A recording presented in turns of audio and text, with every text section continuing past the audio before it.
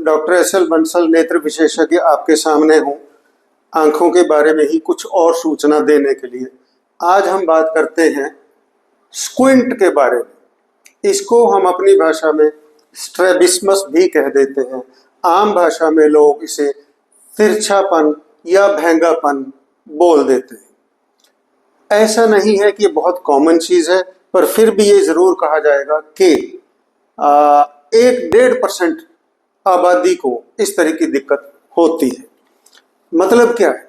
मतलब ये है कि दोनों आंखें आपस में इकट्ठी काम ना करके, साथ साथ ना घूम के अलग अलग घूमती हैं या परमानेंट तौर पे एक अलग रिश्ता बना लेती हैं, बजाय दोनों आमने सामने नहीं, पैरेलल, समानांतर होने की बजाय।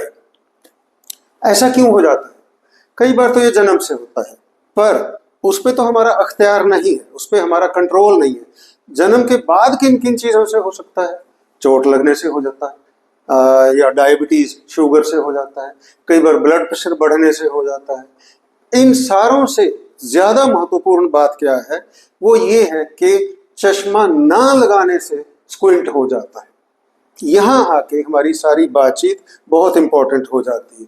शुगर वाले को पता भी नहीं लगेगा उसको कब स्क्विंट हो गया है। शुगर वो कंट्रोल कर रहा है, किसी दिन आउट ऑफ कंट्रोल हो गई तो हो जाएगा।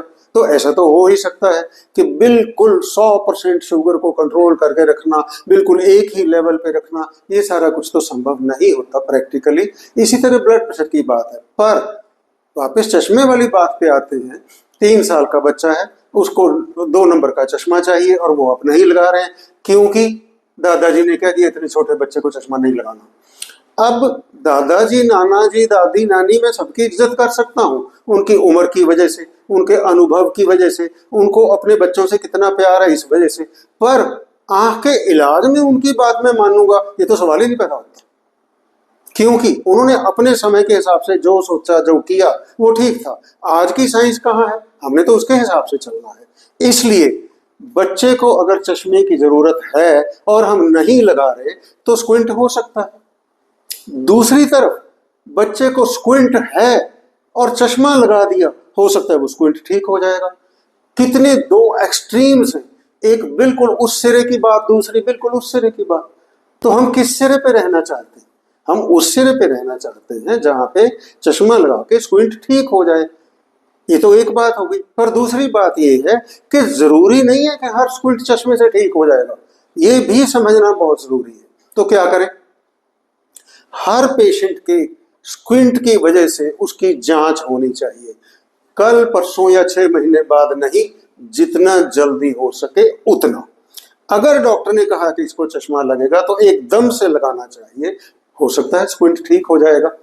अगर नहीं, चश्मा नंबर है ही नहीं है, तो फिर स्क्विंट का इलाज किसी और तरीके से होगा, वो भी आपके नेत्र विशेषज्ञ आपको बताएंगे।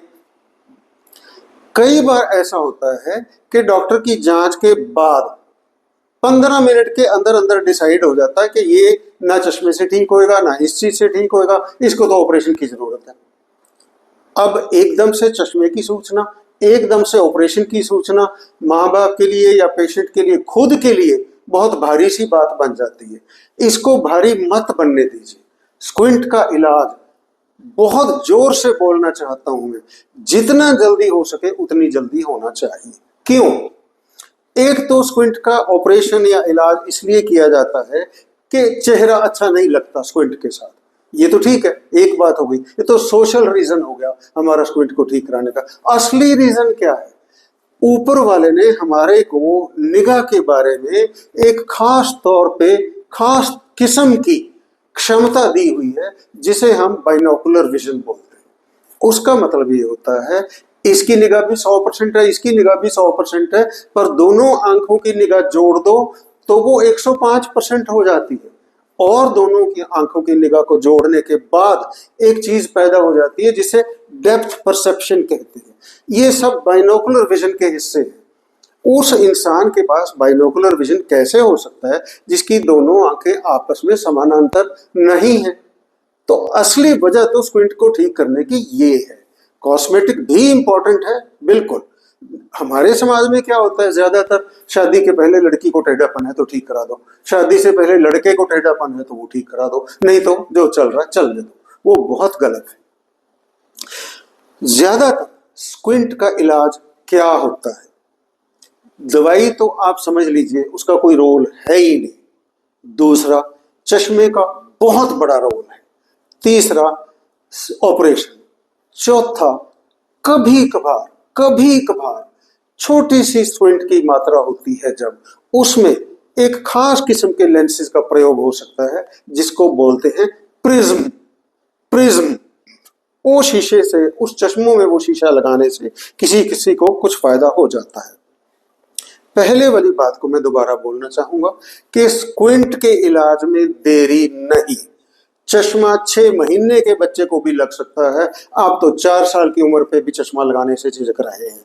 इसी तरह स्क्विंट का ऑपरेशन 2 साल की एज पे भी हो सकता है, 6 महीने की एज पे भी हो सकता है। अगर मैं अपनी तरफ से कुछ कहना चाहूं तो मैं आपको बिल्कुल सच बता रहा हूं, 1 साल की उम्र पे मैंने खुद स्क्विंट का ऑपरेशन किया हुआ है। तो इन सारी चीजों से बाहर निकल के आइए और स्क्विंट को उसकी जायज महत्ता प्रदान कीजिए ताकि आपकी आंखें ठीक रहें, स्वस्थ रहें। धन्यवाद। Thank you so much.